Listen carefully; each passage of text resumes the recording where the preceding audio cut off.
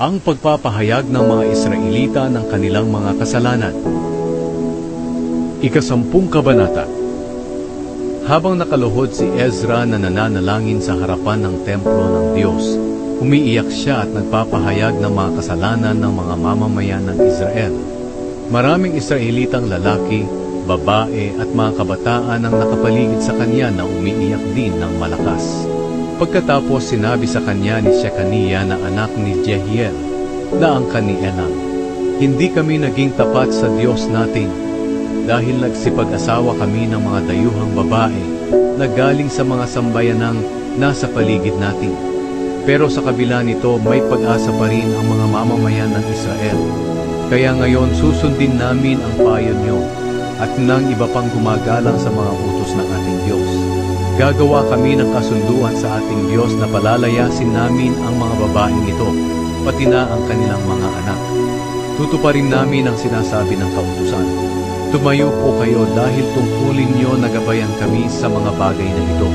Magpakatatag kayo at gawin ang nararapat. Tutulungan namin kayo." Kaya tumayo si Ezra at pinanumpa niya ang mga namumunong pari, mga Levita, at ang lahat ng mga Israelita na gagawin nila ang sinasabi ni Shekaniah at nanumpa sila. Pagkatapos, umalis si Ezra sa harapan ng templo ng Diyos at pumunta sa kwarto ni Jehohanan na anak ni Eliashib.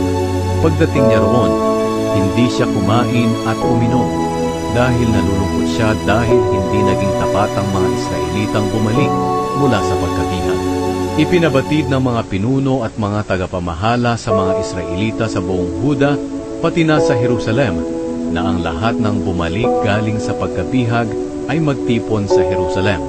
At ang sinumang hindi pupunta doon sa loob ng 3 araw, kukunin sa kanya ang lahat niyang mga ari-arian at hindi na siya ituturing na kabilang sa mga tao na bumalik galing sa pagkabihag. Kaya sa loob ng 3 araw, nagtipon ang buong mamamayan ng Huda at Benjamin, at naupo sila doon sa plaza ng templo ng Diyos sa Jerusalem. Nangyari ito ng 20 araw ng 9 na buwan. Nanginginig ang mga tao dahil napakaseryoso ng pinag-uusapan nila at dahil sa malakas na ulan. Pagkatapos tumayo si Ezra na pari at sinabi, "Nagkasala kayo dahil nagsipag-asawa kayo ng mga dayuhan. Dahil dito dinagdagan niyo pa ang kasalanan ng Israel. Ngayon, ipahayag niyo ang mga kasalanan niyo sa Panginoon ng mga ninuno niyo, at gawin niyo ang kalooban niya.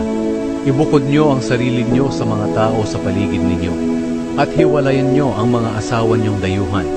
Sumagot ng malakas ang buong mamamayan, "Tama ka, gagawin namin ang sinabi mo.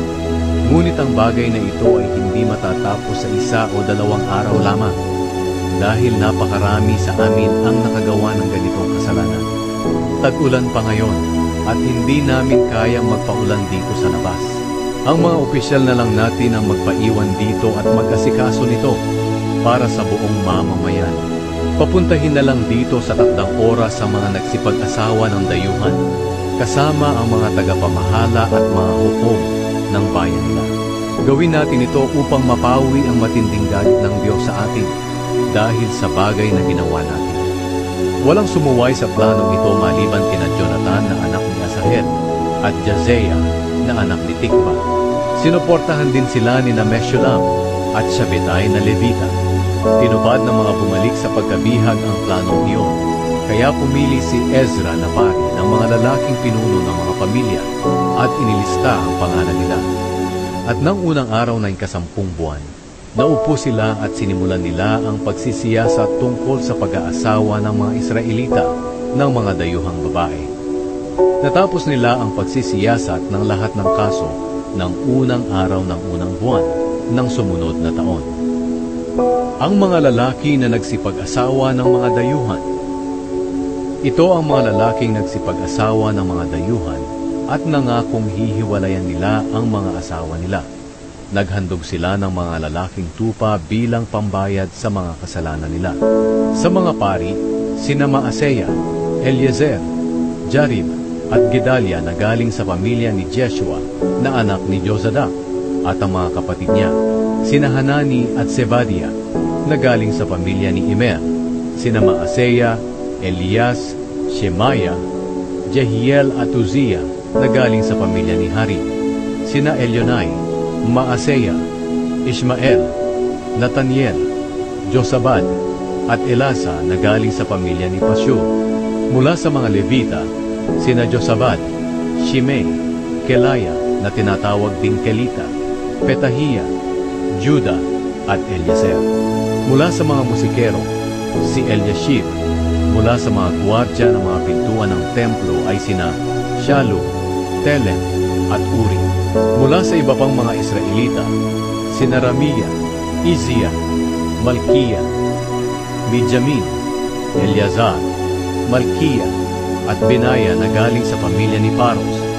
Sina Matania, Sakarias, Jehiel, Abdi, Jeremat at Elias na galing sa pamilya ni Elam. Sina Elionai, Eliashib, Matania, Jeremot, Zabad, at Asisa na galing sa pamilya ni Zato. Sina Jehohanan, Hanania, Zabay, at Atlai na galing sa pamilya ni Bebay. Sina Meshulam, Maluk, Adaya, Jashub, Sheal, at Jeremot na galing sa pamilya ni Bani. Sina Adna, Kelal, Benaya, Maaseya, Matania, Bezalel, Binui, at Manase na galing sa pamilya ni Pahat Moab. Sina Eliezer, Isya, Malkiya, Shemaya, Simeon, Benjamin, Maluk, at Shemaria na galing sa pamilya ni Harim. Sina Matenai, Matata, Zabad, Elifelet, Heremai, Manase, at Shimei na galing sa pamilya ni Hashum. Sina Maaday, Amram, Uel, Benaya, Bedia, Keluhi, Vania, Meremot, Eliashib, Matania, Matenai, at Jaasu na galing sa pamilya ni Bani.